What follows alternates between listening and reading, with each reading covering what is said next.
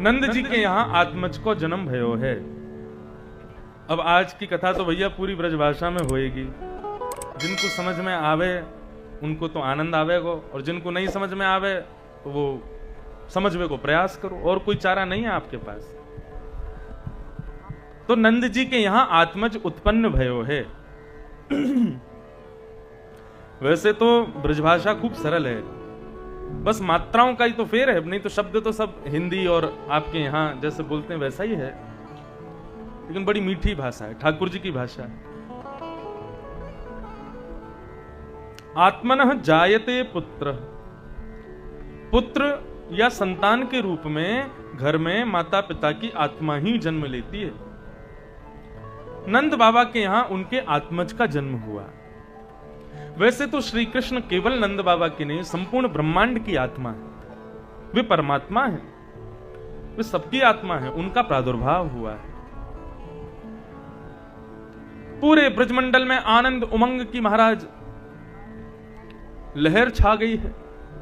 6 महीने तक पूरे ब्रजमंडल में नंदोत्सव मनता रहा और किसी को भी पता नहीं चला कि 6 महीने कब व्यतीत हो गए। आनंद का समय, सुख का समय बहुत जल्दी व्यतीत होता है, और दुख का समय थोड़ा सा भी हो तो बहुत ज्यादा लगता है। सुख का समय बहुत जल्दी ऐसा लगता है कि मानो घड़ी तेज चल रही हो, सूर्य नारायण बहुत जल्दी चल रहे हो, ऐसा सुख की घड़ी बहुत जल्दी व्यतीत हो जाती है। 6 महीने में ऐसा उल्लास, ऐसा आनंद पूरे ब्रजमंडल में हुआ कि किसी ब्रजवासी को पता ही नहीं चला कि 6 महीने बीत गए। ऐसा भाव बताते हैं संत जन। नंद बाबा बहुत आनंदित हैं। आनंद सदा हृदय में जन्म लेता है। आनंद और सुख में भेद क्या है, मैं अनंत बार अपनी कथाओं में बताया करता हूं कि संसारी भौतिक वस्तुओं से जो हमको प्रसन्नता मिलती है उसको सुख कहते हैं, और बिना संसारी वस्तुओं के प्राप्ति के जो हमको प्राप्त होता है उसे हम आनंद कहते हैं। जैसे संसार की कोई वस्तु है, कोई भी वस्तु, उसका आप सेवन करोगे, उसको आप ग्रहण करोगे तो आपको सुख मिलेगा, लेकिन वो यदि मात्रा में लोगे तो ही अच्छी लगेगी, मात्रा से ज्यादा लोगे तो वही वस्तु आपको दुख देने लगेगी। लेकिन ठाकुर जी से मिलाने वाली कोई भी वस्तु हो, उसकी कोई मात्रा नहीं है, कितना भी लो, क्योंकि उसमें सुख नहीं मिलता, उसमें आनंद मिलता है। ठाकुर जी आनंद स्वरूप है। इतना दान किया नंद बाबा ने कि महाराज उसके बखान किए जाते हैं। तन पवित्र सेवा किए, मन पवित्र कर दान, धन पवित्र हरि भजन सो होत त्रिविध कल्याण। 3 प्रकार से कल्याण बताए गए। तन पवित्र सेवा किए, तन की पवित्रता स्नान करने से नहीं होती है, तन पवित्र होता है सेवा करने से। असहज लोगों की सेवा करने से, असहाय लोगों की सेवा करने से, जरूरतमंदों की सेवा करने से तन पवित्र होता है। यमुना संरक्षण, गंगा संरक्षण, नर्मदा संरक्षण, इन कार्यों में जो लगे हैं वो एक प्रकार से सेवा कर रहे हैं और उनका तन पवित्र है। यहां पर आगंतुक जितने श्रोता हैं उनकी जो सेवा में लगे हैं, उनकी जल की व्यवस्था, उनके भोजन की व्यवस्था आदि आदि व्यवस्थाओं का जो मुख्य ध्यान रखते हैं, सब सेवा भावी है। तो तन पवित्र सेवा किए, तन की पवित्रता सेवा से होती है। और धन पवित्र कर दान, धन की पवित्रता दान से होती है। हमारे पास जो धन है उसका दशांश जो है, उसका जो 10वां अंश है, उसमें पाप निवास करता है, ऐसी शास्त्र आज्ञा करते हैं। 100 रुपए हैं तो 10 रुपए उसके किसी परोपकार में लगा देने चाहिए। 1000 रुपए हैं तो 100 रुपए परोपकार में लगाओ। लाख रुपए हैं तो 10,000 लगाओ। 10 लाख हैं तो 1 लाख लगाओ, उसको परोपकार में लगाओ। उससे क्या होता है, हमारे धन का जो पाप मात्र उसमें विद्यमान है वो नष्ट हो जाता है, हमारा धन पवित्र हो जाता है, शुद्ध हो जाता है। अब ये कथा हो रही है, अनुष्ठान हो रहा है, एक प्रकार से स्वच्छंद भाव से कहें तो आयोजक कर्ताओं का धन पवित्र हो रहा है। इससे यहां जो व्यय किया जा रहा है, यहां जो खर्चा किया जा रहा है, उससे उनका बचा हुआ धन पवित्र रहेगा। पवित्र मतलब जो धन बचा है उसके प्रयोग से ना तो इनके परिवार को, ना इनके आगामी पीढ़ी की मति भ्रमित कभी नहीं होगी। धन जो है वो पाप का धन मति भ्रष्ट कर देता है। अब आप खुद विचार करो, भगवान सोने की नगरी द्वारिका में रहते थे, संपूर्ण यदुवंशी द्वारिका में रहते थे, लेकिन एक समय ऐसा आया कि उस अनंत धन का मद हो गया यदुवंशियों को, और भगवान के स्वयं के पुत्र संपूर्ण यदुवंश के विनाश का कारण बन गए। भगवान वहां अंकित करते हैं, ये सर्वनाश का कारण कौन बना? ये धन ही, अति का धन जो होता है ना, यही सर्वनाश का कारण बनता है। लेकिन यदि उस धन से परोपकार किए जाते रहें, कथा भागवत सत्संग यज्ञ आदि करते रहें, असहाय लोगों की सेवा करते रहें, ब्राह्मणों की सेवा करते रहें, संत गौओं की सेवा करते रहें, तो धन जो है धीरे धीरे पवित्र होता रहता है। एक प्रकार से ये क्या, ये फिल्टर है आपके धन को पवित्र करने का। नंद बाबा के यहां इतना धन है, और जब से ठाकुर जी का जन्म हुआ है तब से तो लक्ष्मी आकर के बैठ गई है उनके तहखानों में। नंद बाबा लुटाते लुटाते नहीं थक रहे हैं, और ब्रजवासी लूटते लूटते थकते जा रहे हैं। ब्रज की ऐसी स्थिति हो गई है, नंद बाबा अटारी पर चढ़ के लुटा रहे हैं और ब्रजवासी लूट रहे हैं, अपनी जेब में भर रहे हैं, अपने पॉकेट्स में भर रहे हैं, अपने अपने घरों में जा जा करके अपनी तिजोरियों में भर रहे हैं, लेकिन फिर भी नंद बाबा रुक नहीं रहे, लुटाते ही जा रहे हैं। ऐसी स्थिति हो गई कि लूटते लूटते ब्रजवासी थक गए, अब तो हम पे जगह ही नहीं बची, इतना लुटा दिया नंद बाबा ने। ऐसी स्थिति। तो धन पवित्र सेवा किए, तन पवित्र सेवा किए, धन पवित्र कर दान, मन पवित्र हरि भजन सो। मन की पवित्रता किसमें? हरि के भजन, हरि के सत्संग में, हरि के संकीर्तन में, इससे मन पवित्र हो जाता है। ब्रजवासियों का मन पवित्र हो रहा है, क्योंकि सब गा रहे हैं, नंद घरानंद भयो जय कन्हैया लाल की, हाथी दीने घोड़ा दीने और दीनी पालती। ये हाथी दीने घोड़ा दीने और दीनी पालती किसको दिए भैया हाथी घोड़ा पालकी? तो उसके विषय में एक सुंदर भाव बताया जाता है। एक ढाणी को आयो है नंद भवन में आज मांगवे के काजे। बहुत सुंदर भाव है, सब प्रेम से श्रवण करना। आप लोग यदि आप लोगों में से जो दूसरे दिन की रासलीला देखने यहां आए होंगे, मैं नहीं आ पाया था, दूसरे दिन की रासलीला में ढाणी का प्रसंग दिखाया गया था रात्रि में। तो ढाणी के जो होते हैं, ये जब किसी के घर में शुभ कार्य होता है, बालक जन्म लेता है, ब्याह शादी का माहौल होता है, तो ढाणी का आता है मांगने के लिए। नंद बाबा के ढाणी के जो हैं, उनको तो महाराज 80 साल हो गए, मांगने का अवसर ही नहीं मिला, क्योंकि कोई बालक ही नहीं हुआ। 80 साल से प्रतीक्षा कर रहा था ढाणी का, कब मांगने जाऊंगा। अब जाकर के शुभ तिथि आई, तो आज ढाणी का मांगने के लिए जा रहा है, पहली बार 80 साल बाद। बहुत सावधानी से सुनना कैसे जा रहा है। नंद बाबा जो भी आ रहे हैं सबकी सेवा कर रहे हैं। तभी नंद बाबा ने मुख्य द्वार पर देखा कि एक ढाणी को आयो है। नंद बाबा ने जैसी ढाणी को देखो, दौड़ करके गए, अपने हृदय से लगायो, अरे ढाणी के, तेने 80 साल ते बड़ी भैया, तेने तपस्या करी, तू आज तक कभी मांगवे नहीं आ पायो, आज तो मांगवे को अवसर मिलो, चूकियो मत, जितना है सके प्रेम से मांग लियो। तो ढाणी को आज पहली बार मांग रहे हो है, और कैसे मांग रहे हो? बहुत सुंदर भाव है। मेरे मन आनंद भयो, ब्रजराज याचन अपने अपने मन को मतो, कह परिवार सुनायो। बाबा मोह 80 साल से कभी सुख नहीं मिलो आपसे कछु मांगवे को, लेकिन आज वो सुख मिलो है, मैं मांगू? नंद बाबा बोले, अरे भैया मांग, कहाँ चाहिए तो कहाँ दूं, तू बता दे आज मुझको। बोले, मैं अपनी बात में बताऊंगा, लेकिन मैं अपने सब परिवारी जनन से मिलकर के आ रहा हूं, सबने लाला को आशीर्वाद दियो है और सबने अपने मन मन के भाव बोले हैं, तो मैंने वो बता दूं पहले, मेरे परिवार ने कहा मांगो, सबकी बात बता के फिर अपनों बताऊंगा। नंद बाबा बोले, हाँ भैया तेरो परिवार तो मेरो परिवार है भैया, तू बता तेरे परिवार ने कहा मांगो। तो ढाणी को कह रहे है,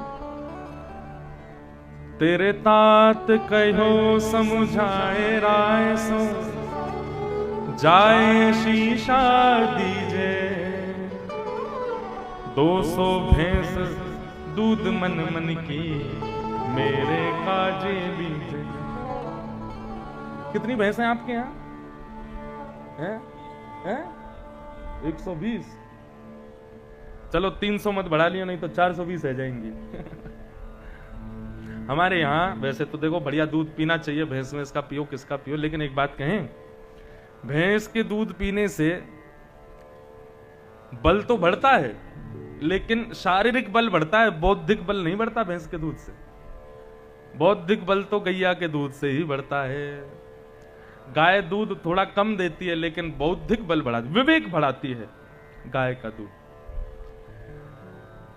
अब 120 भैंस है ना, तो वे भागवत जी कृपा करें। और गैया कितनी है? अच्छा गैया है, तो अगली बार कभी जबलपुर आवे तो आपके यहाँ ऐसी ठाकुर जी कृपा हो, कम से कम 200 गैया हो जाएं। भैंस तो कम रहे, गैया ज्यादा रहे।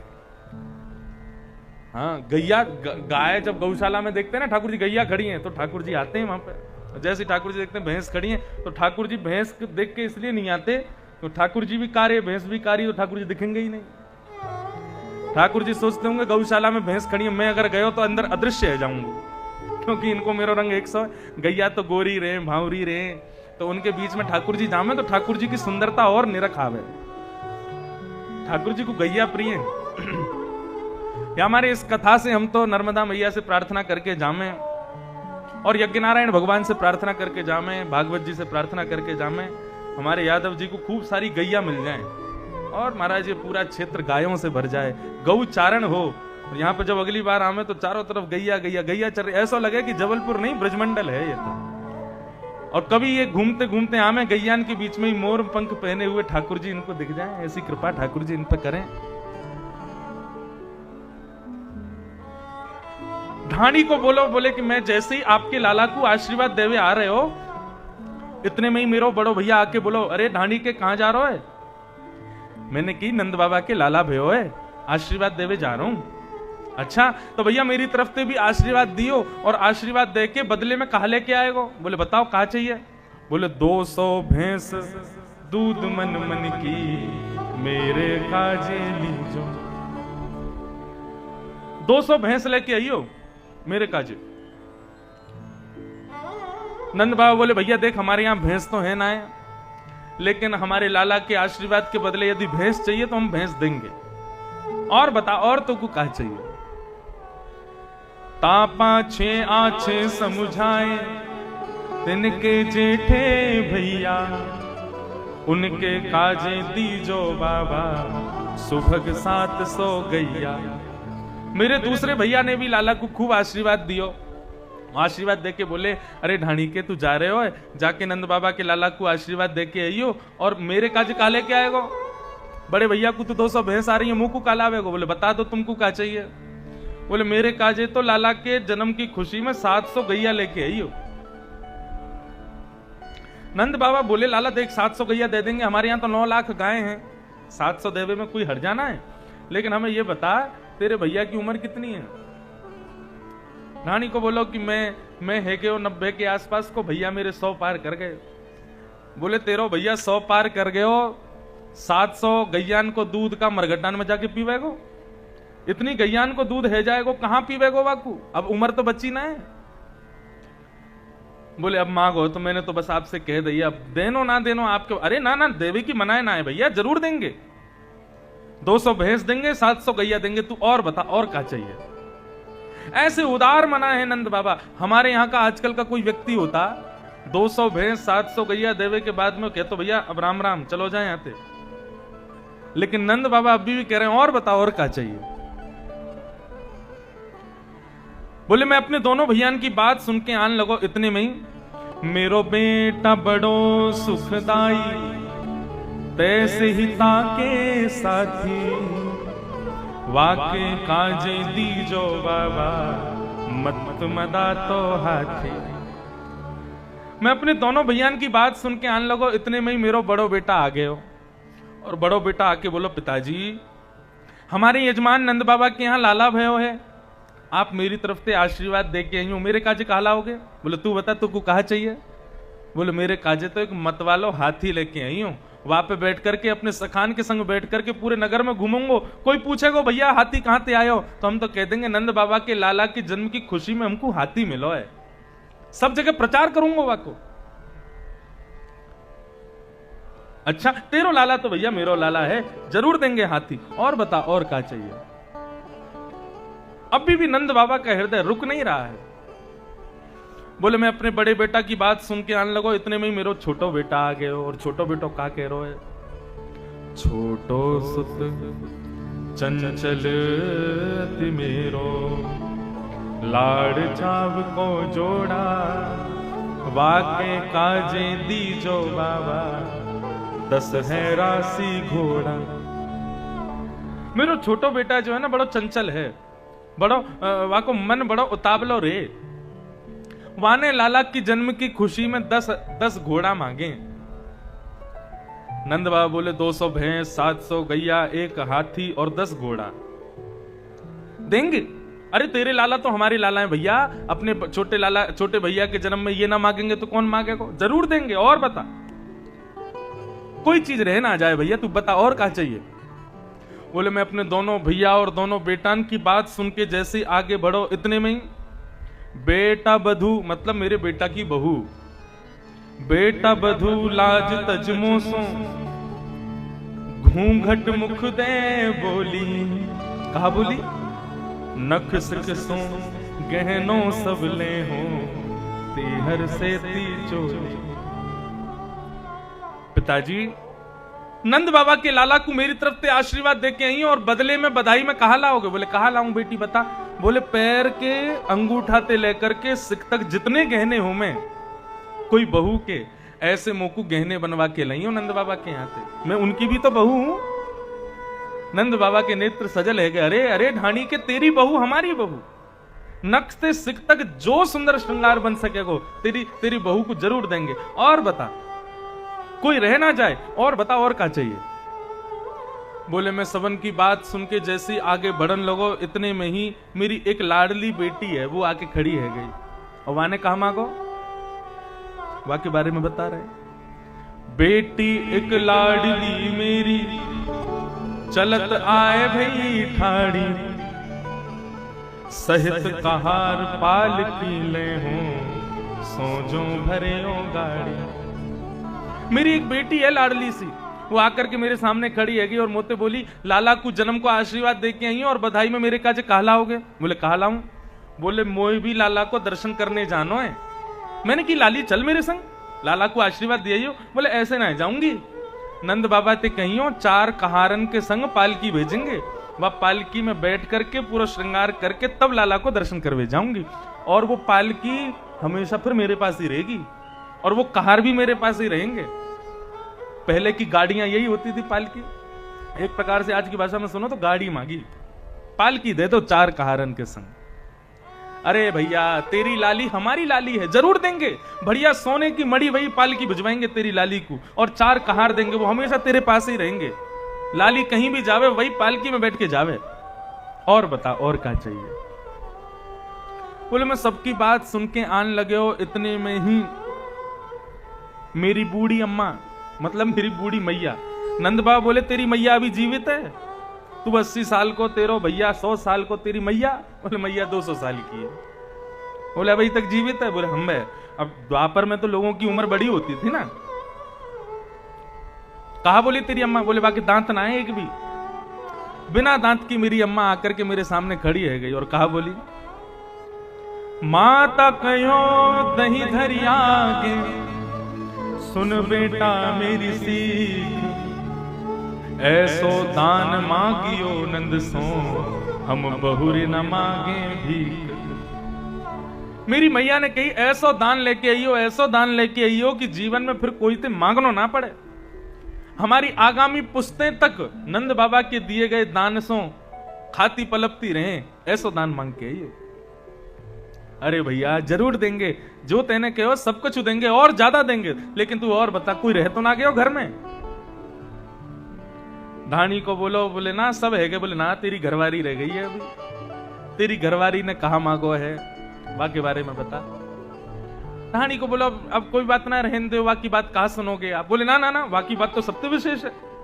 तू ढाणी को, वो ढाणी की, वाह को तो जरूर देंगे हम, बता कहां मांगो। और यशोदा मैया ने तो आकर के रोक दिया, बोले पहले ढाणी की आवेगी वही को देंगे हम।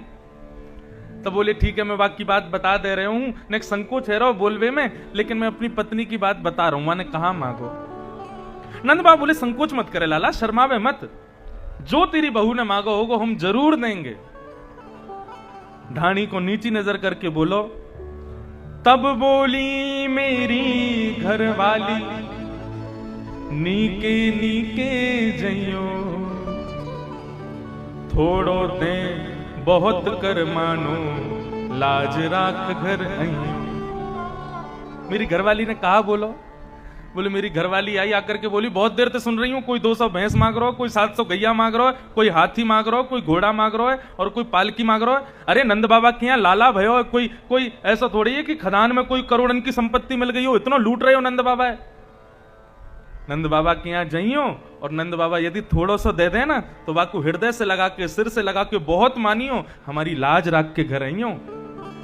ये मेरी घरवाली ने कही। जैसे ही घरवाली की बात सुनी नंद बाबा तो खूब जोर से रोने लगे। यह सुने हंसे नंद ढाणी के, तेने अल्प मनोरथ कीने, जो कुछ कहो सुनो काहू सो, दूनो दूनो दे। नंद बाबा पहले तो खूब भावुक हो गए, लेकिन फिर हंस करके ढाणी के को हृदय से लगाया और हृदय से लगा करके अपने मुनीम को बुलाया। बोले इसने जो जो कहा सब दुगना दुगना करके देना। 200 भैंस नहीं 400 भैंस दो, 700 गैया नहीं 1400 गैया दो, 1 हाथी नहीं 2 हाथी दो, 10 घोड़ा नहीं 20 घोड़ा दो, 1 पालकी नहीं 2 पालकी भेजो, और जो कुछ भी इसने कहा है सब कुछ दुगना दुगना करके दो। जब नंद बाबा ने ढाणी के को हाथी दिए, घोड़ा दिए, पालकी दी, सब, तभी ब्रजवासी गाने लगे, हाथी दीने घोड़ा दीने और दीनी पालकी, हाथी दीने घोड़ा दीने और दीनी पालकी, हाथी दीने घोड़ा दीने और दीनी पालकी, हाथी दीने घोड़ा दीने और दीनी पालकी।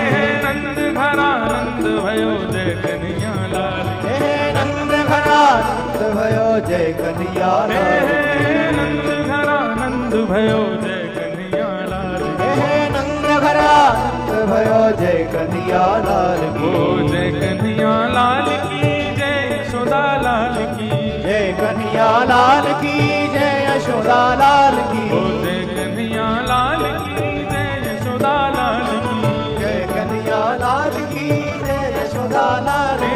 नंद घरा नंद भयो जय कन्हैया लाल, नंद घरा नंद भयो जय कन्हैया लाल की, नंद घरा नंद भयो जय कन्हैया लाल, नंद घरा नंद भयो जय कन्हैया लाल की, नंद घरा नंद भयो जय कन्हैया लाल, नंद घरा नंद भयो जय कन्हैया लाल की, नंद घरा नंद भयो जय कन्हैया लाल की। अब तो महाराज पूरे ब्रजमंडल में उत्सव मनने लगा।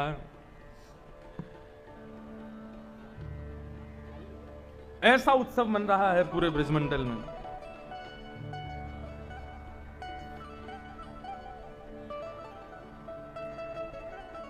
यहां कंस ने रात्रि में जब योग माया ने दर्शन देकर के कहा तेरे शत्रु ने तो ब्रजमंडल में जन्म ले लिया, तो कंस ने महाराज पूरी मीटिंग बुलाई और राक्षसों की मीटिंग बुला करके कहा कि भैया अब जाओ ब्रजमंडल पर आक्रमण करो, मेरे शत्रु को खोज के लाओ।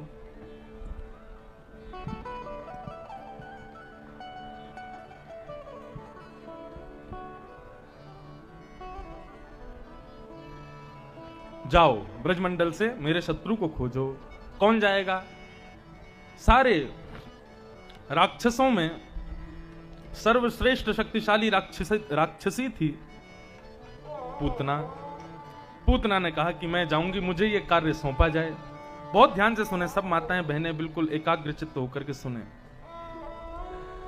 पूतना ने कहा मैं जाऊंगी, मैं पता करके लाऊंगी कहां है कृष्ण।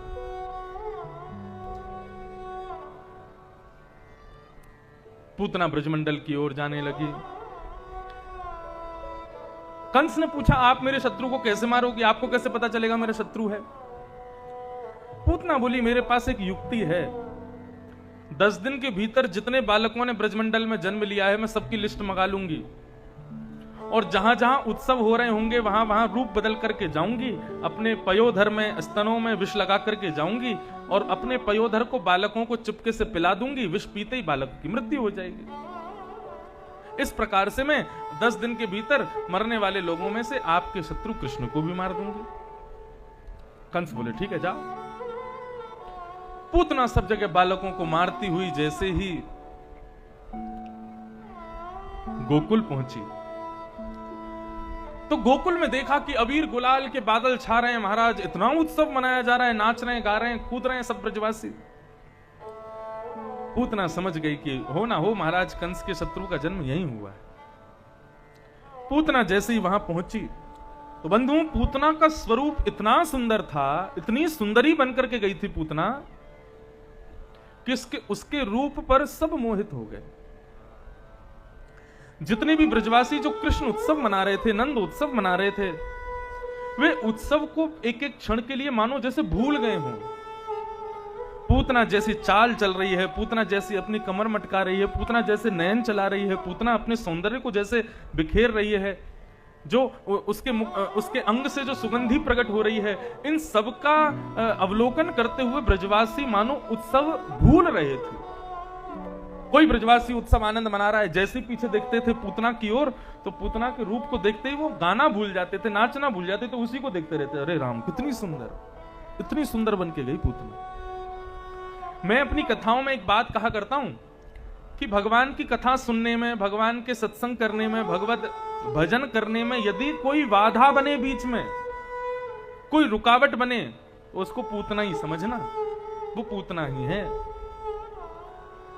आप कथा सुन रहे हैं और कथा के बीच में बार बार फोन आ रहा है, तो ये पूतना ही है, इसको पूतना ही मानो।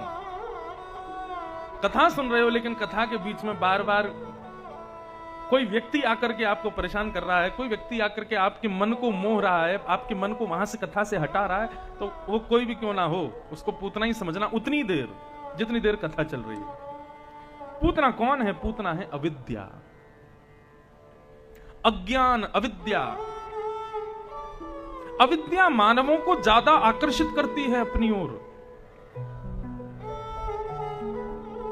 अभी यहां पर कथा हो रही है, ज्ञान की चर्चा हो रही है, तो लोगों से जा करके प्रार्थना करनी पड़ती है, अरे भैया आ जाना, कथा चल रही है, थोड़ा आ जाना।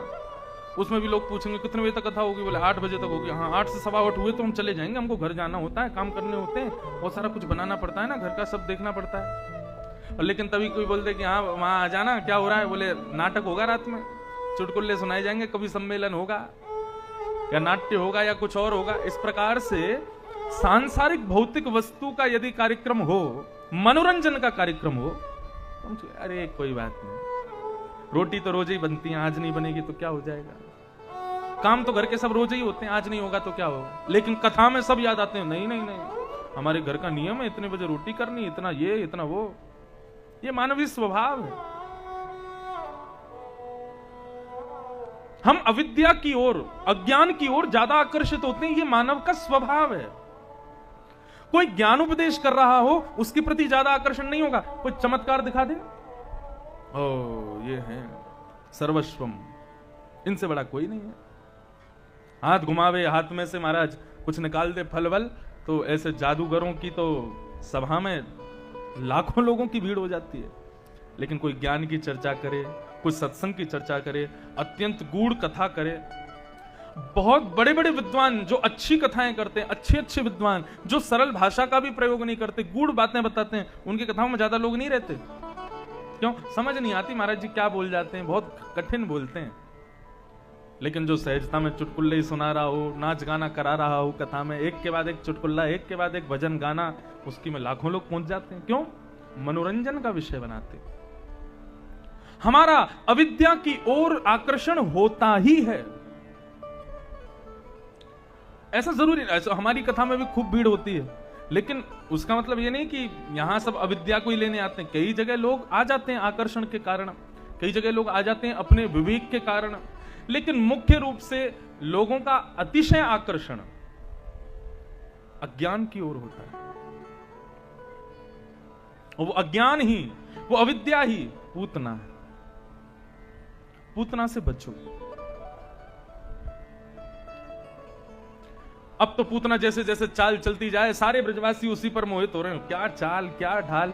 कई ब्रजवासियों ने तो यूं तक सोच लिया अगर ये कुंवारी भई तो यही तो ब्याह कर लेंगे, इतनी सुंदर लग रही है। ठाकुर जी मनी मन सोच रहे रुक जाओ अभी आपको वास्तविक रूप दिखाऊंगा, मारे मारे भगोगे। पूतना की रूप माधुरी को देख करके सब मोहित हो गए। जैसे ही नंद भवन में नंदालय में प्रवेश किया पूतना ने, गोदी में लेकर के बैठी थी यशोदा मैया लाला को, और जैसे ही पूतना आई यशोदा मैया के सामने, तो बंधुओं ऐसा भाव बताते हैं कि श्री यशोदा मैया भी पूतना पर मोहित हो गई और मनी मन कहने लगी, हे विधाता, तेने या तो मेरो लाला कछु साल पहले भेज दियो हो तो, या ये गोपी कछु साल बाद जन्म ले लेती तो या ते अपने लाला को ब्याह करा देती। इतनी सुंदर। अब ये तो ब्याही ठियाई सी लग रही है, लेकिन यहां से पूछूं अगर या की कोई लाली भई, या की कोई छोरी भई, तो अपने लाला को ब्याह अभी पक्को कर दूंगी। ये इतनी सुंदर है तो या की बेटी कितनी सुंदर होगी। पूतना ने जैसी आई आकर के प्रणाम करी, राम राम बहन जी। यशोदा मैया बोली, अरे बहन कहां से आई हो? बोले मैं पास के गांव से आई हूं, मिश्रानी हूं। मिश्रा जी तो दर्शन करके गए कल, मैंने सोची मैं क्यों पीछे रहूं, कभी घर से निकसू ना हूं बाहर। हाँ यशोदा बोली, तभी मैंने कभी देखा नहीं तुमको। बोले मैं निकलूं ना हूं, मैं घर में ही रहूं, मेरी सासू मां बड़ी कट्टर है, मुझको निकलन ना दे। अच्छा ये बताओ बहन तुम्हारी कोई लाली है कि ना है? पूतना बोली, अभी तो कोई नहीं है। बोले जब है जाए ना लाली, सबसे पहले संदेश मेरे पास भिजवाई हूं, मैं देखने आऊंगी। मनी मन मानो यशोदा मैया कह रही हूं लाली होएगी तो सुंदर भाई, तो अपने लाला को ब्याह कर दूंगी। इतने में कुछ गोपियां आई आकर के बोली, हे यशोदा मैया, बाहर बहुत सारी गोपियां आपकी प्रतीक्षा कर रही हैं, बाहर चलो। यशोदा मैया बोली, कैसे जाऊं, लाला तो अभी सो रहा हो मेरी गोद में, उठ जाएगा। पूतना बोली, लाओ मोकू दे दो, मैं लाला को संभाल लूंगी, आप बाहर जाके न मिले आओ लोगन पे। अब मानवीय स्वभाव होता है कि मानव रूप पर बहुत जल्दी आकर्षित होता है, और आकर्षित ही नहीं, कोई यदि रूपवान हो तो हम उस पर बहुत जल्दी विश्वास कर लेते हैं। कोई रूपवान व्यक्ति घर पर आ जाए तो उसके रूप को देख करके हमको बहुत जल्दी विश्वास हो जाता है कि ये अच्छा होगा, इसका मन निर्मल होगा, ये अच्छा विश्वास का पात्र होगा। यही गलती करते हैं हम। ठाकुर जी की लीला से एक चीज सीखना बंधुओं, भगवान कभी रूप पर, पहनावे पर कभी मोहित नहीं होते। यदि ठाकुर जी रूप पर मोहित होते, पहनावे पर मोहित होते, तो हम लोगों पर कभी कृपा कर ही नहीं पाते ठाकुर जी। पूतना चरित्र के बाद एक पद सुनाऊंगा, उसमें यह भाव वर्णन होगा। ठाकुर जी को रूप प्रिय नहीं है, तो पूतना पर मोहित हो गई और विश्वास भी हो गया। बोले अच्छे घर की है, सुंदर है, तो लाला को इसको देने में कोई हर्जा नहीं है। पूतना की गोद में यशोदा मैया ने ठाकुर जी को दे दिया। जैसे ही पूतना ने गोद में लिया, तो जिस पूतना के रूप पर सब मोहित हो रहे थे, उस पूतना की गोद में जाते ही 7 दिन के कन्हैया ने अपने छोटे छोटे हाथों से अपने नेत्र बंद कर लिए, ऐसे हाथ रख लिए। छोटा बालक कभी हाथ रख लेता, ऐसे ठाकुर जी ने अपने आंखें मूंद ली, मानो संसार को यह बताया हो कि संसार सुंदरता पर मोहित हो सकता है, लेकिन मैं ईश्वर हूं, परमात्मा हूं, मैं सौंदर्य मुख का नहीं देखता, मैं सौंदर्य हृदय का देखता हूं। रूप की सुंदरता पर मैं मोहित नहीं होता, मुझे हृदय पवित्र चाहिए, हृदय निर्मल चाहिए, हृदय की सुंदरता चाहिए। अरे ये वो कृष्ण हैं जो भालू की बेटी जामवती से ब्याह कर लेते हैं, केवल हृदय पवित्र होने के कारण।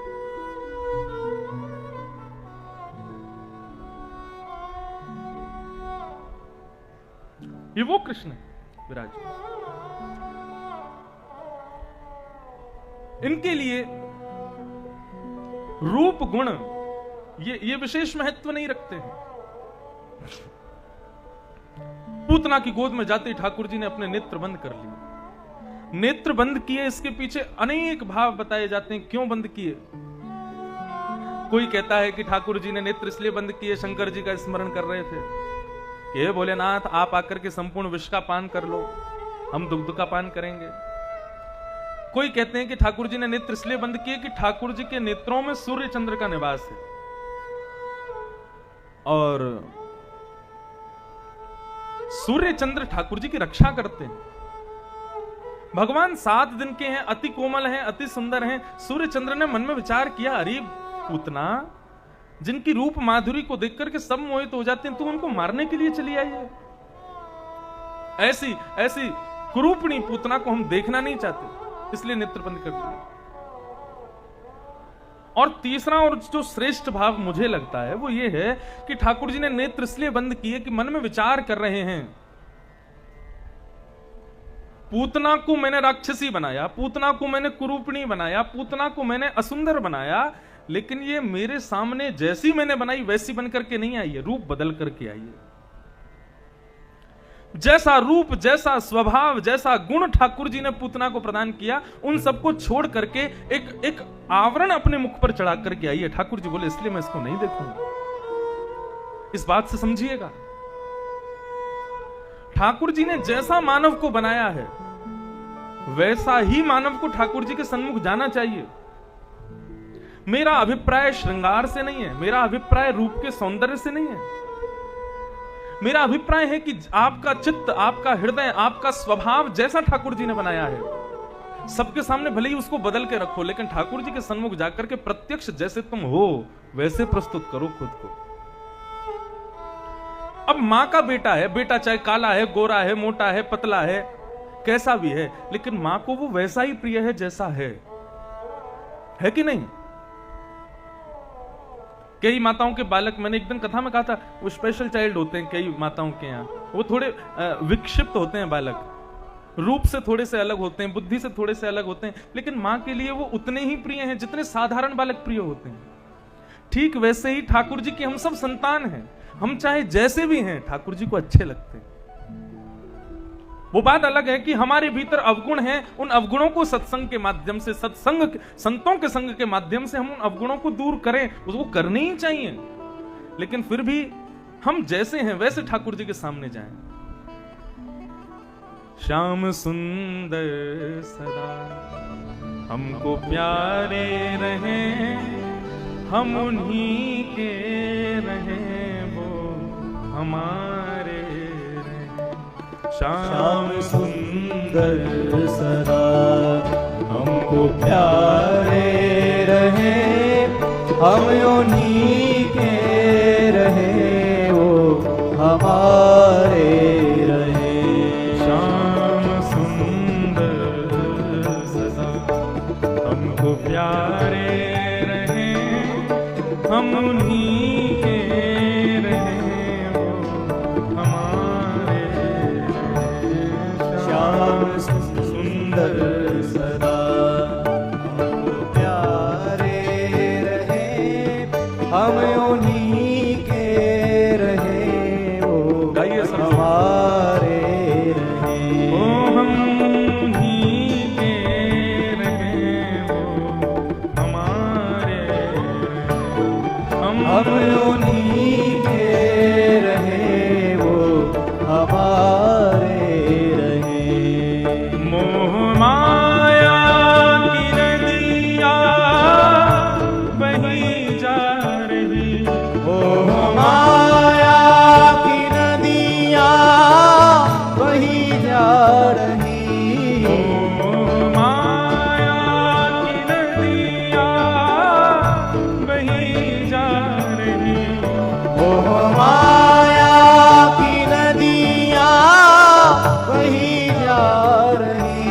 मन की ममता को खींचे चली जा रही, मन की ममता को खींचे चली जा रही, मन की ममता को खींचे चली जा रही, मन की ममता को खींचे चली जा रही। हे मन की ममता को खींचे चली जा रही, मन की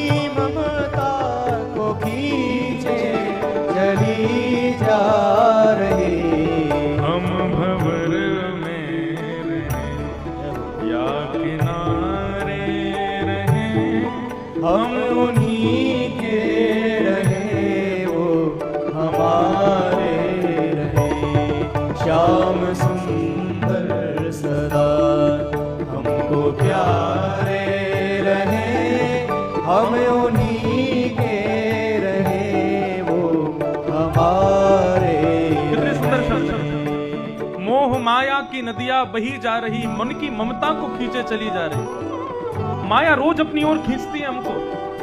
कई लोग माया में फंस जाते हैं, कई बच जाते हैं। लेकिन हे ठाकुर जी, हम चाहे माया के भंवर में रहें, चाहे किनारे रहें, लेकिन आप हमको कभी छोड़ना मत। हम सदा आपके ही रहें प्रभु, बस यही एक मन की इच्छा है। ओ हम उन्हीं के रहे हो हमारे, हम उन्हीं के रहे हो हमारे। राधा रमण लाल की जय हो।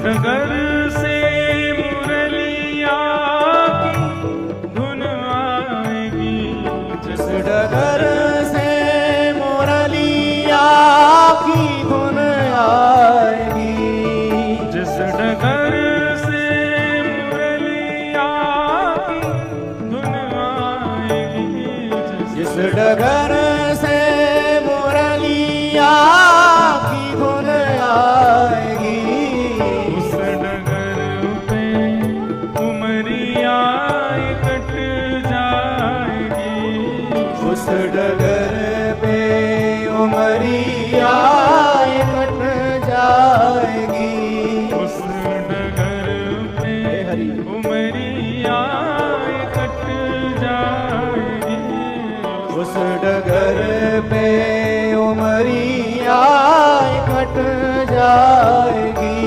उस डगर पे उमरिया कट जाएगी, उस डगर पे उमरिया कट जाएगी।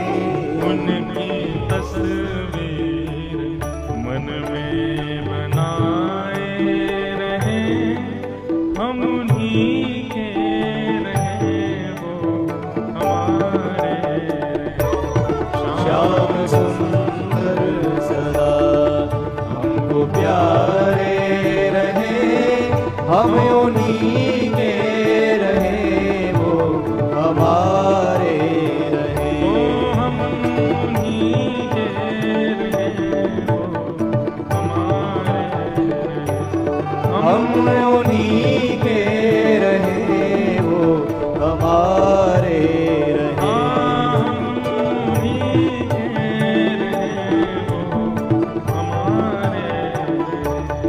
हम उन्हीं के रहे वो हमारे।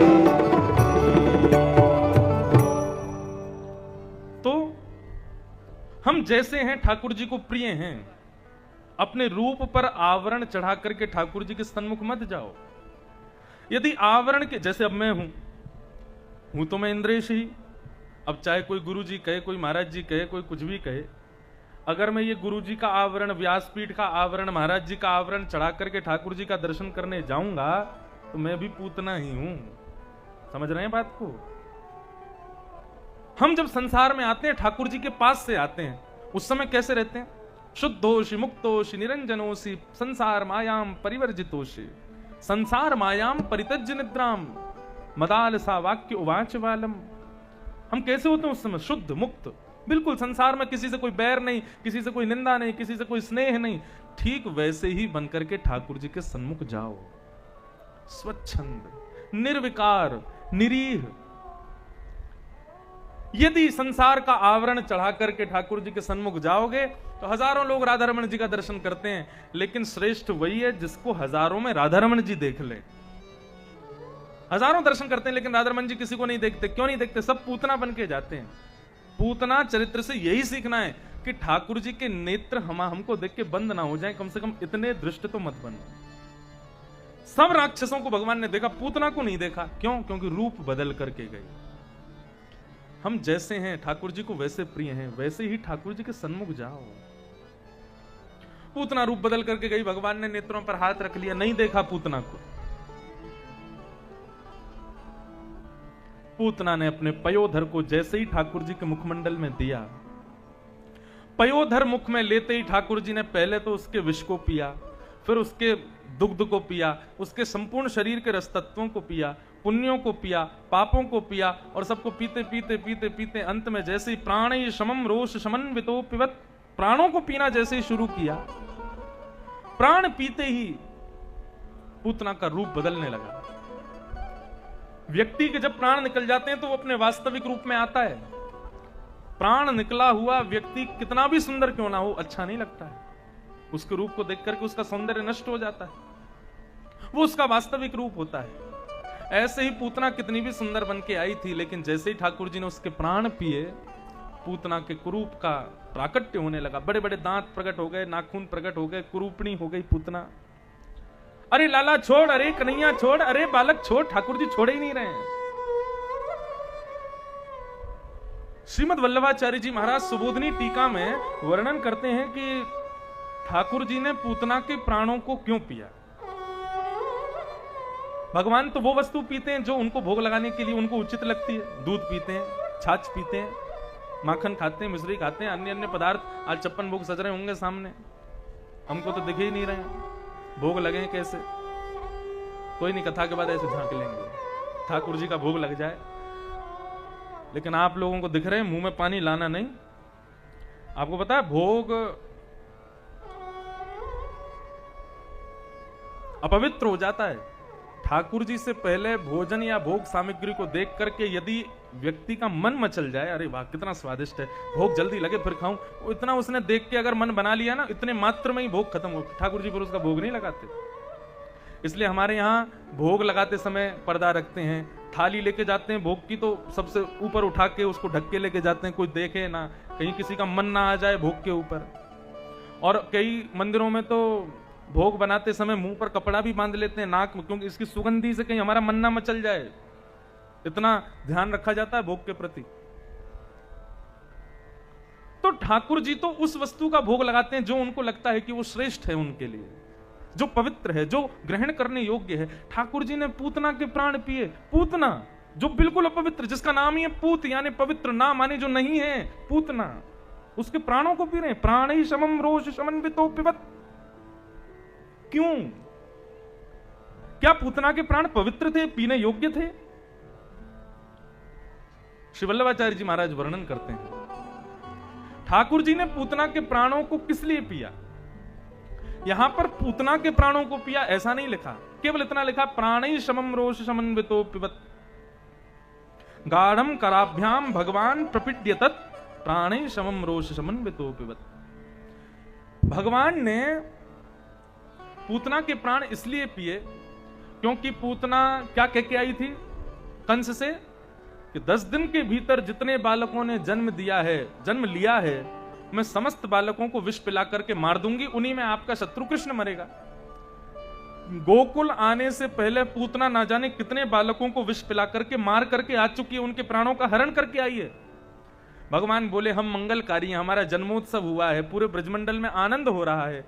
यदि वो बालक जितने भी मरे हैं पूतना के विष पी करके, इतने असंख्य बालकों की मृत्यु का खबर अगर फैली तो ये उत्सव बंद हो जाएगा। हमारा जन्मोत्सव जो चल रहा है ये सब बंद हो जाएगा, रुक जाएगा, और लोग फिर हमारे जन्माष्टमी को शुभ अवसर नहीं बोलेंगे, बल्कि ऐसा बोलेंगे बोले भगवान कृष्ण का जन्म हुआ था, गोकुल में इतने बालक मरे थे कंस पूतना की वजह से। तो ठाकुर जी बोले हमारा जन्म तिथि जो अत्यंत पवित्र, अत्यंत शुभ है, उस पर कलंक लग जाएगा। और ये ब्रजवासी जो मेरा उत्सव मना रहे हैं, ये सब मातम मनाने लगेंगे, इतने बालक मर गए।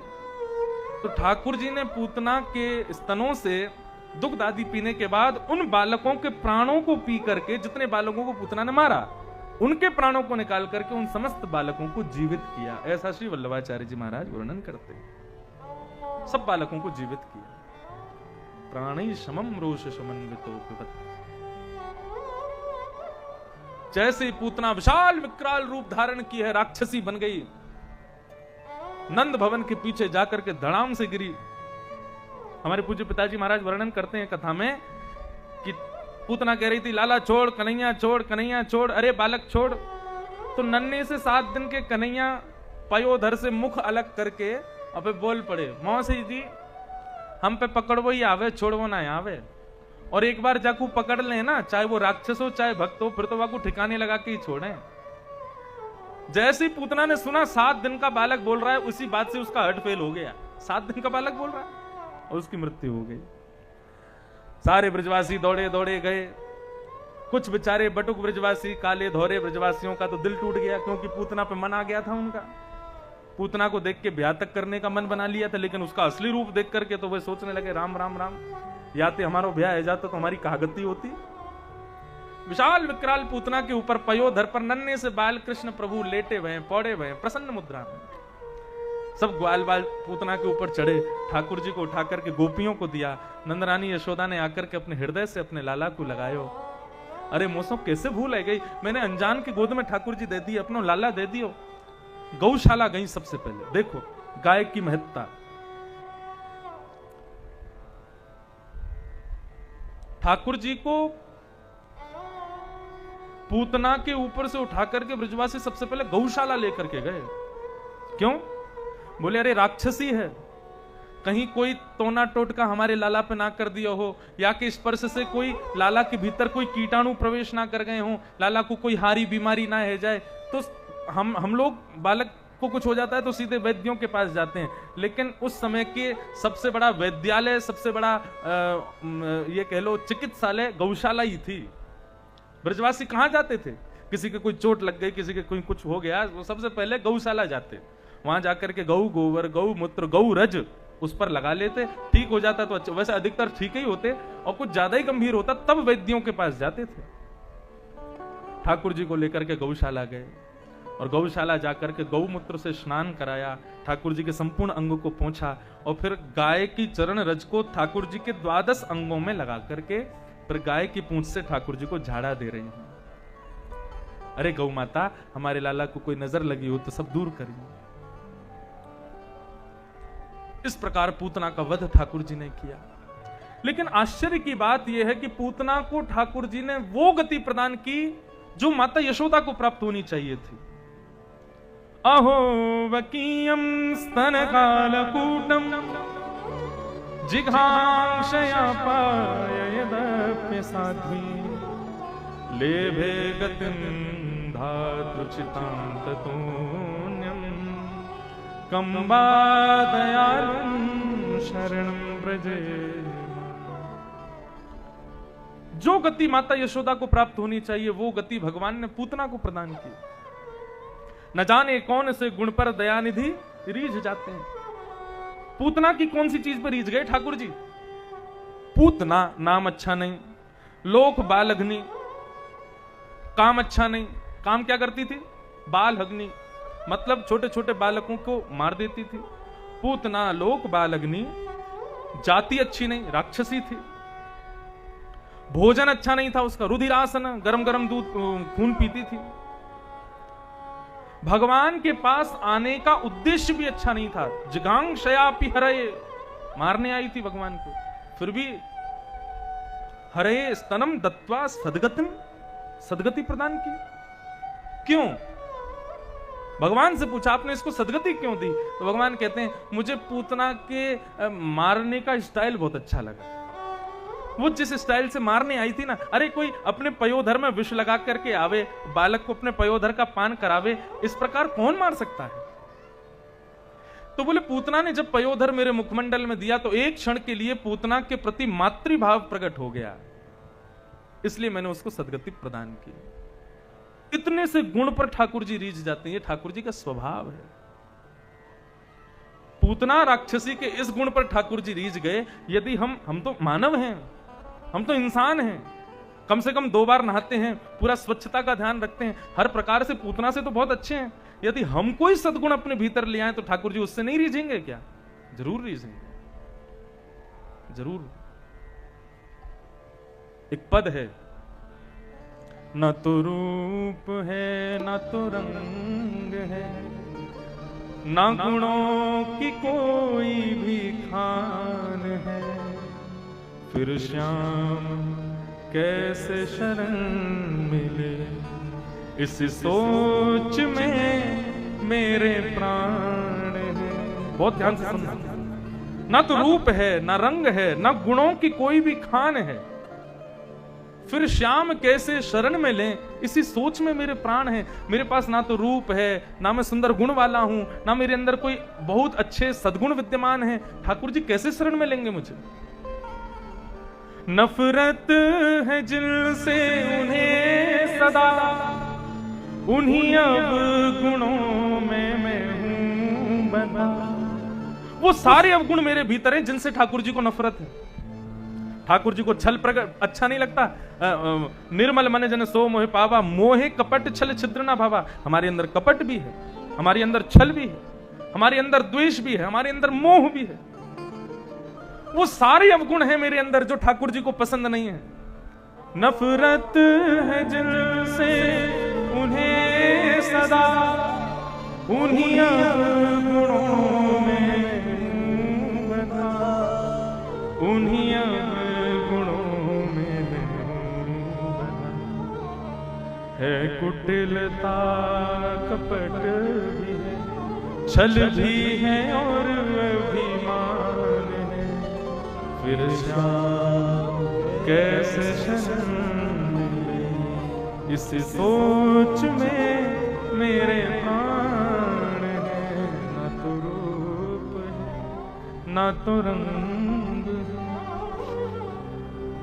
फिर अंतिम पंक्ति जो है इसकी वो बड़ी सुंदर है। कैसे कृपा करेंगे ठाकुर जी? एक आसरा है तो है, क्यों करेंगे मुझ पे कृपा नहीं। एक आसरा है तो है यही, क्यों करेंगे मुझ पे कृपा नहीं। एक आसरा है तो है यही, क्यों करेंगे मुझ पे कृपा नहीं, क्यों करेंगे मुझ पे कृपा। क्यों करेंगे ठाकुर जी कृपा? एक दीनता कहूं बिंदु में, मेरे अंदर भले ही सारे अवगुण हों, लेकिन कम से कम एक दीनता तो है, मैं दीन तो हूं। एक दीनता कहूं बिंदु में, वो कृपालुता के निधान है, फिर श्याम कैसे शरण मिले, इस सोच में मेरे प्राण है। ना तो रूप है, ना तो रंग है। ठाकुर जी को कुछ प्रिय नहीं है, केवल और केवल निर्मल भक्ति हो। प्रियते मलया भक्त्या हरिरन्यत विडंबनम। निर्मल भक्ति हृदय में हो, बस ठाकुर जी को वो प्रिय। मैंने एक दिन और कथा में कहा था, चतुराई चटुकारिता ठाकुर जी को प्रिय नहीं है। जो अपने आप को बहुत बुद्धिमान समझते हैं, बहुत चतुर समझते हैं, सावधान रहना, सब मिलेगा आपको जीवन में, लेकिन ठाकुर जी कभी नहीं मिलेंगे। चतुरों को, बुद्धिमानों को नहीं मिलते, जो सीधा है, जो सरल। अब चतुर मतलब क्या होता है? बुद्धि है, ज्ञान है, उस ज्ञान का अति प्रदर्शन, यही तो चतुराई है। अरे अपने आप को कुछ छुपा करके भी रखो, जरूरी नहीं है हर जगह अपने गुणों का बखान करो, हर जगह अपने गुणों को प्रकट करो, उन गुणों को छुपा करके भी रखो। कोई विद्वान है लेकिन उसके आचार विचार चलन चाल से पता ही ना चले कि ये विद्वान है, छुपा रहे, ऐसे ठाकुर जी को ज्यादा प्रिय है। विद्वान है लेकिन उस विद्वत्ता को सबके सामने प्रदर्शन कर देते हैं, सबके सामने दिखा देते हैं, ठाकुर जी को वो प्रिय नहीं है। सूरदास जी महाराज, उनके अंदर एक गुण था, उनसे कोई कुछ भी पूछता था तो वो बिल्कुल सत्य बता देते थे। यहां तक स्थिति थी कि उनके गांव के लोग आकर के पूछते थे हमारी गैया खो गई, तो सूरदास जी बता देते थे वहां उस गांव के उस क्षेत्र में और पेड़ के नीचे तुम्हारी गैया मिल जाएगी, जाओ ले लो। भीड़ लगती थी सूरदास जी के घर के बाहर पूछने वालों की कि हमारे बारे में कुछ बताओ। सूरदास जी के पिताजी ने सूरदास जी से कहा कि सूरदास, तुम्हारे पास इतना बढ़िया गुण है, तुम सबको जो बताते हो सत्य होता है, इससे धन क्यों नहीं कमाते? हमारे घर का व्यापार हो जाएगा, घर की थोड़ी वृद्धि होगी।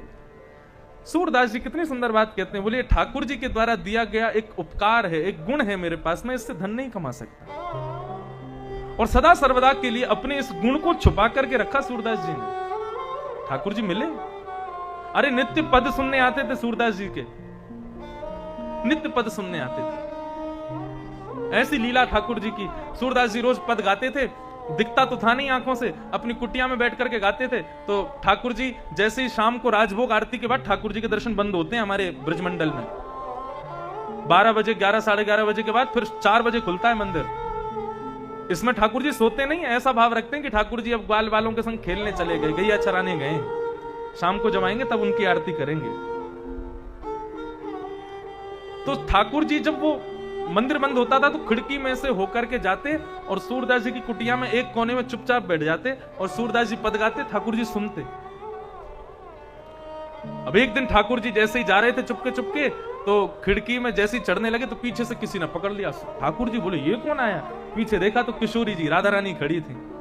कहां जा रहे हो अकेले अकेले? ठाकुर जी बोले अब मैं जा रहा हूं, एक भक्त पे कृपा करवे जा रहा हूं।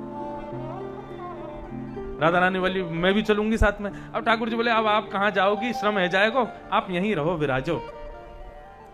किशोरी जी बोली यदि मुझको लेके नहीं गए तो गुसाई जी से आपकी शिकायत कर दूंगी कि आप दोपहर में बाहर जाते हो घूमने और कहां घूम घाम के आते हो, सब गुसाई जी पता कर लेंगे, सब जगह आना जाना बंद। ठाकुर जी बोले गुसाई जी से मत कहियो।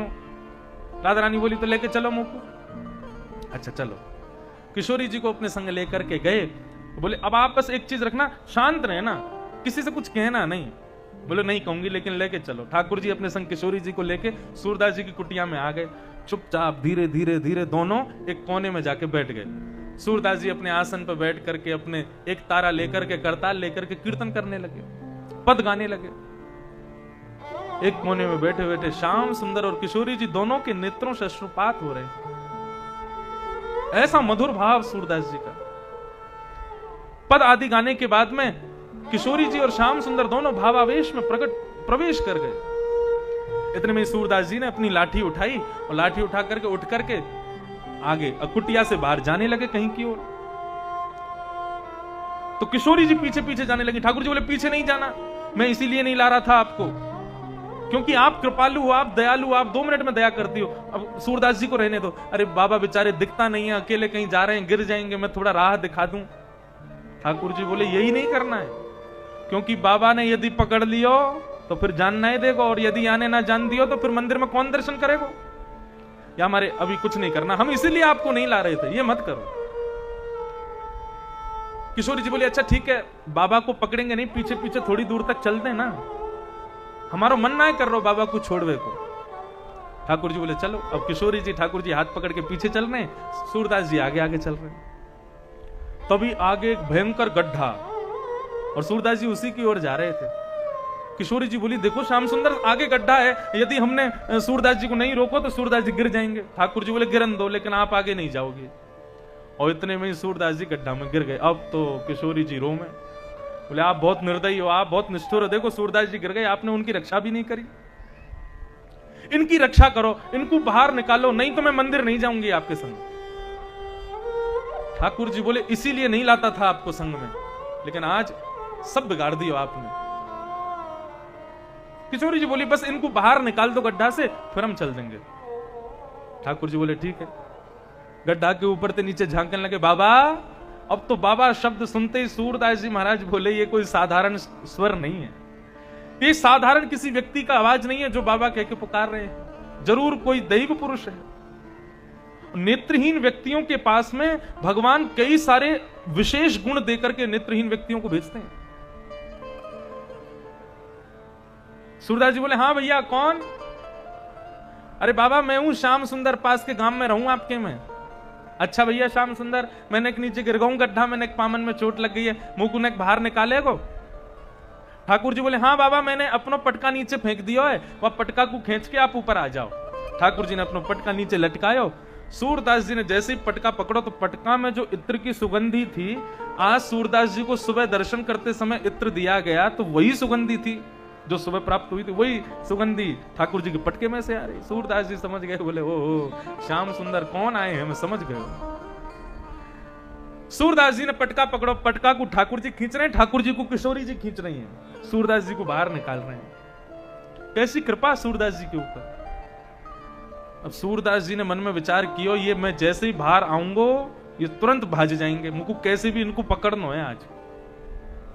अब जैसे ही सूरदास जी को खींचने लगे, खींच के जैसे ही सूरदास जी बाहर पधारे, बाहर आते ही सूरदास जी ने एक झटका लगाया और मानो जैसे दोनों के ऊपर गिरे हों।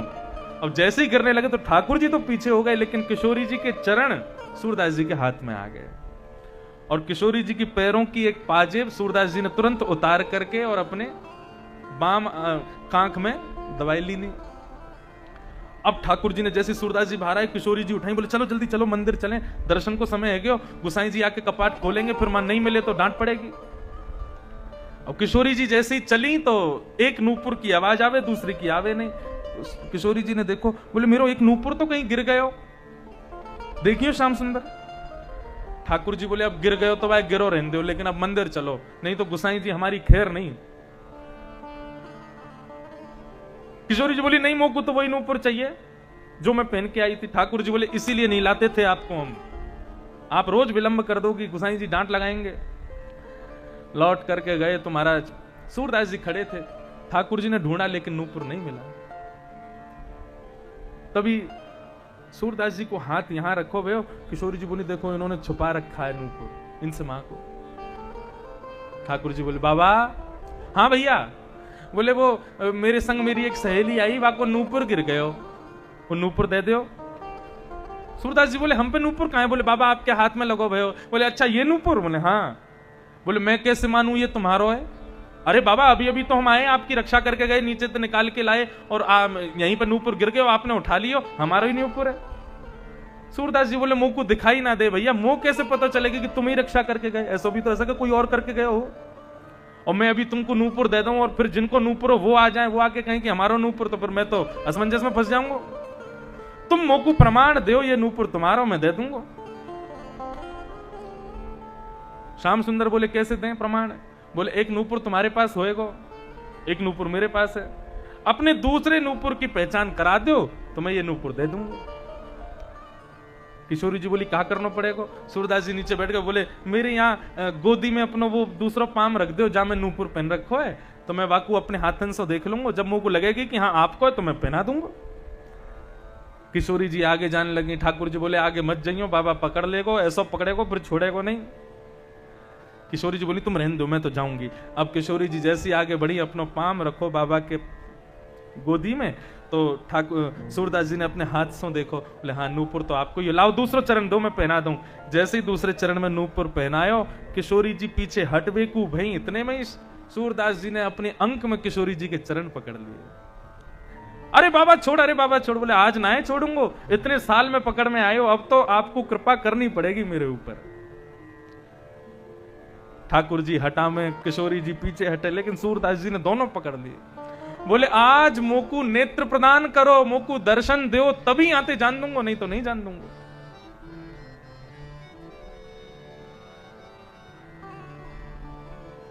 तभी श्याम सुंदर और किशोरी जी ने सूरदास जी के नेत्रों पर अपने हस्तकमल रखे और उन हस्तकमल के भाव से सूरदास जी को पुनः ज्योति प्राप्त हो गई। जैसे नेत्र खोल करके देखा तो सामने श्यामा श्याम खड़े हैं, उनका मंगल स्वरूप खड़ा है। मंगल दर्शन करके सूरदास जी के नेत्र सजल हो गए। घूम घूम करके ठाकुर जी को देख रहे हैं, किशोरी जी को देख रहे हैं, सर्वांगीण अंग का दर्शन कर रहे हैं, रुदन कर रहे हैं। ठाकुर जी कहने लगे सूरदास जी हम नित्य आमे आपकी कुटिया में, रोज आपके पद सुन करके जामे। आप ऐसा विचार मत करियो कि आपके पास आंख ना है तो हम आपको ना अरे आप मुंह को ना देख सको तो काबे हो, मैं तो आपको रोज देखूं सूरदास। ठाकुर जी से सूरदास जी बोले आपको क्या लगता है मुझको पता नहीं है कि आप रोज आते हो? आप जैसे ही मेरे कुटिया में प्रवेश करते हो, आपके पीतांबरी की सुगंधी मुंह को आ जाए, मुंह को पता चल जाए कन्हैया आ गए, या हमारे आप चतुर हो, आपके भक्त चतुर ना है, ऐसा मत सोचा करो, हमें सब पता है। किशोरी जी श्याम सुंदर जैसे ही जान लगे तो सूरदास जी बोले एक कृपा कर दो। बोले कहा? बोले अब मैंने आपको देख लियो, जी भर के आपको निहार लियो, आपके रूप माधुरी को दर्शन कर लियो, अब कृपा करके एक वरदान दे दो। ठाकुर जी बोले कहां दें? बोले मुंह को फिर से नेत्रहीन कर दो, मुंह को फिर से अंधो कर दो। अब ठाकुर जी बोले सूरदास कैसी बात कर रहे हो? सूरदास जी बोले प्रभु जिन नैनन में आप बस गए उन नैनन से अब दूसरे को ना देख सकूं मैं, या हमारे आप विराज गए हो, अब मुंह को फिर से नेत्रहीन कर जाओ। ऐसे सूरदास जी। बसो मोरे नैनन में यह जोड़ी, बसो मोरे नैनन में यह जोड़ी, बसो मोरे नैनन में यह जोड़ी, बसो मोरे नैनन में यह जोड़ी, बसो मोरे नैनन में यह जोड़ी। नव दुल्हे ब्रजराज सावरो, नव दुल्हे ब्रजराज सावरो, नव दुल्हे ब्रजराज सावरो, नव दुल्हे ब्रजराज सावरो, दुल्हन राधा गोरी, दुल्हन राधा गोरी, बसो मोरे नैनन में यह जोड़ी, बसो मेरे नैनन में यह जोड़ी, बसो मोरे नैनन में यह जोड़ी। बसो मोरे नैनन में यह जोड़ी।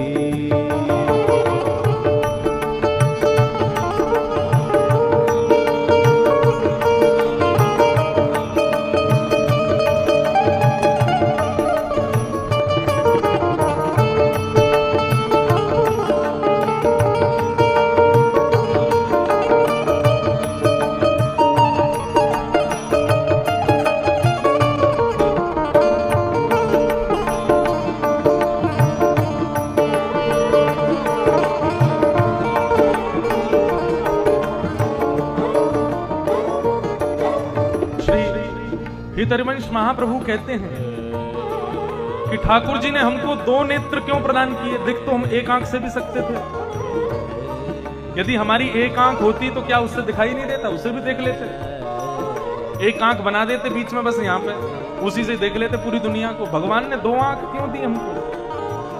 हितरिवंश महाप्रभु कहते हैं ठाकुर जी ने दो आंख इसलिए प्रदान की कि जब तुम वृंदावन जाओ और श्याम सुंदर का मंदिर में दर्शन करो तो एक आंख में श्याम सुंदर को बिठाना, दूसरी आंख में किशोरी जी को बिठाना, इसलिए ठाकुर जी ने दो नेत्र प्रदान किए। हित हरिवंश करीन्यो छावर, हित हरिवंश करीन्यो छावर, हित हरिवंश करीन्यो छावर, हित हरिवंश करीन्यो छावर, चिरजियो यह जोड़ी, चिरजीवो यह जोड़ी, बसो मोरे नैनन में यह जोड़ी, बसो मोरे नैनन में यह जोड़ी, बसो मोरे नैनन में यह जोड़ी। बसो मोरे नैनन में यह जोड़ी। तो ठाकुर जी कृपालु, वो रूप नहीं देखते, वो रंग नहीं देखते, वो आपके कोई गुण भी नहीं देखते, केवल आपके हृदय में निर्मल प्रेम हो। ठाकुर जी को वही चाहिए बस। इस निर्मल प्रेम को हृदय में प्रकट करो। अब लाल जी धीरे धीरे बड़े होने लगे, 3 महीना के है गए। सुंदर भाव, 3 महीना के कन्हैया भय, पहली बार करवट लई आज ठाकुर जी ने। अब तो जैसी करवट लई तो महाराज करवट उत्सव मनाया गया वृंदावन में, करवट उत्सव मनाया गया, पूरे ब्रजमंडल को जरा न्योता किया गया, आज किसी के घर में चूल्हा नहीं जलेगा, सब आओ और आकर के ठाकुर जी के करवट उत्सव में प्रसादी पाओ। करवट उत्सव में इतनी भीड़ हो गई महाराज की ठाकुर जी को कोई नोच रहा है, कोई खींच रहा है, कोई पकड़ रहा है, तो ठाकुर जी रोम है। तो यशोदा मैया दूर नंद भवन से ले गई और एक बैलगाड़ी के नीचे कपड़ा बांध के और झूला सो बना के वहां में ठाकुर जी को सुलाई दियो, और वहां में लिटा करके यशोदा मैया जैसे ही ठाकुर जी सो गए सो दूर सब जो अतिथि गण आए हैं उनके सम्मान के लिए चली गई। इतने में ही सक्टासुर नाम का दैत्य आ गया। भगवान ने मामा ने भेज दिया खिलौना। पहले गुड़िया भेजी थी पूतना, अब सक्टासुर भेज दिया खिलौना। मामा है बांजे के लिए खिलौना भेज रहे हैं बार बार। ठाकुर जी इतने में ही आंख खुली, ठाकुर जी ने देखी कहां पड़ा हूं भैया मैं। बोले एक बैलगाड़ी के नीचे जैसे कपड़े का झूला बन जाता है ना, उस झूला में ठाकुर जी झूल रहे थे। भगवान बोले मैया यशोदा, पर ब्रह्म परमात्मा त्रिलोकी नाथ जाके दर्शन के काजे बड़े बड़े संत महामुनि भी तपस्या करें, वाकु तू एक कपड़ा के झूला में झुला रही है, एक बैलगाड़ी के नीचे सुबह के चली गई। अरे और सबन की बात छोड़, यशोदा मैया मोह अकेलो छोड़ करके और वहां सब लोगों के पास चली गई। ठाकुर जी जब आपके समीप आते हैं ना, तो फिर उनको लगता है सदा सर्वदा उन्हीं के पास रहो, उनसे कभी एक क्षण के लिए भी दूर मत रहो। ठाकुर जी हमारे बड़े भूखे हैं, काय चीज के भूखे हैं? प्रेम के भूखे हैं। यदि आपके घर पर गोपाल जी विराज रहे हैं, ठाकुर जी विराज रहे हैं, तो बंधुओं उनसे ज्यादा समय उनके पास रहा करो, उनके संग विराजा करो, उनसे बातें किया करो। वो आपके घर किस लिए आए हैं? त्रिलोकी नाथ, त्रिलोकी स्वामी वो आपके घर क्यों आए हैं? उनके पास कोई कमी है? वो आपके घर इसलिए आए हैं ताकि आपसे प्रेम पा सकें, आपसे प्रेम मिल सके। लेकिन आजकल के लोग घरों में ठाकुर जी की सेवा प्रेम से थोड़ी करते हैं। वो ठाकुर जी को घर में ही इसीलिए लेके आए, बोले इनको ले आएंगे तो हमारी रक्षा तो भी करेंगे। बॉडीगार्ड के रूप में ठाकुर जी को लाते हैं घर में। नहीं, वो प्रेमी है। बंधुओं ये 25वां अवतार है ठाकुर जी का, अर्चावतार। जो हमारे घर में गोपाल जी बैठे हैं, ये ठाकुर जी का 25वां स्वरूप है, अवतार ही मानो इसको। हम सबके घर में ठाकुर जी ने धारण किया। किसके लिए किया? हमारे प्रेम को पाने के लिए किया। हम लोग शादी ब्याह में जाते हैं, ठाकुर जी को भूखा ही छोड़ जाते हैं घर पे। उनके सामने क्या रख देंगे? चना रख देंगे, चनौरी, इसी को खा लेना आप। भगवान कहते हैं ठीक है बेटा, आज चना चनौरी तू हमको खवा, एक दिन हम भी ऐसे ही करेंगे तेरे संग। काउ दिन ऐसी स्थिति आवेगी कि तू भी अन्न खावे के काजे तरसे को, जैसे आज तेने हमको तड़पाया हो। हम स्पष्ट कहते हैं कथा में कि अर्चावतार के साथ में जैसी लीला आपने की ना, याद रखना ठाकुर जी बदला जरूर लेंगे। आप सब्जी बना दो, सब्जी में नमक मत डालो, लेकिन ठाकुर जी कभी शिकायत नहीं करेंगे। सब्जी में खूब सारी मिर्च डाल दो, लेकिन ठाकुर जी भोग लगा लेंगे, कभी शिकायत नहीं करेंगे। यदि हम लोगों ने मृत्यु के बाद ठाकुर जी से शिकायत करी ना, आपने ऐसा जीवन दिया, आपने ऐसा किया, भगवान अपनी लिस्ट अलग बना के बैठे हैं। बोले तेने ऐसो कियो, तेने ऐसो कियो, सब ठाकुर जी के पास लिखा रखा है। इसलिए भैया अपने अर्चावतार को अपना ही समझ करके, अपने घर को बालक मान करके, अपना सखा मान करके उनकी सेवा करो। हमारे छोटे से ठाकुर जी गिरधर लाल इतना आनंद करते हैं, वो देश विदेश सब घूम रखा उन्होंने, अभी बैठे हैं कमरे में। कथा में जाते हैं बस इतनी देर के लिए वो अकेले रहते हैं, और वो भी अकेला क्यों छोड़ते हैं? एक कमरा से हम बंद करके निकल आएंगे तो ठाकुर जी के सब सखा प्रकट है, जामे मधुमंगल श्रीदामा आदि सब प्रकट हो जाते होंगे। फिर पूरे कमरे में ऊधम मचाते होंगे ठाकुर जी। मिठाई के डिब्बा ने खोल खोल के देखते होंगे कहां रखो है। और जैसे उनको पता चलती है यहाँ आरती हो गई, सोई सहज हो जाते हैं, बोले अब आ रहा है, फिर से सहज हो जाओ। और जैसे हम कथा करने आते हैं, सोई बिस्तर पे पौड़ जाते होंगे, ऊधम मचाते होंगे। तो थोड़ी देर वो अकेले रहते हैं ताकि ऊधम मचा सकें। नहीं तो भाव ये रहता है कि ठाकुर जी संग ही विराज रहे हैं। हम सारा परिकर कथा के बाद रात में जाते हैं, खूब आनंद करते हैं, खूब उल्लास करते हैं, एक दूसरे के संग खूब मजाक करते हैं ठाकुर जी के सामने बैठ के, कि उनको सुख मिले, उनको अच्छा लगे। ऐसी सेवा करो ठाकुर जी की। भक्त यदि ठाकुर जी से दूरी बनाता है ना, ठाकुर जी फिर वहां पे केवल पाषाण छोड़ देते हैं, मूर्ति छोड़ देते हैं, स्वयं नहीं रहते। यशोदा मैया दूर चली गई, ठाकुर जी ने अपना एक पाम बढ़ाया और लंबो किया, लंबो करके जैसे ही बैलगाड़ी में मारो तो बैलगाड़ी पलट गई, सक्टासुर दब के मर गयो, सारे गौरस मटकियां फूट गई, जोर की आवाज भई, सारे ब्रजवासी दौड़े महाराज।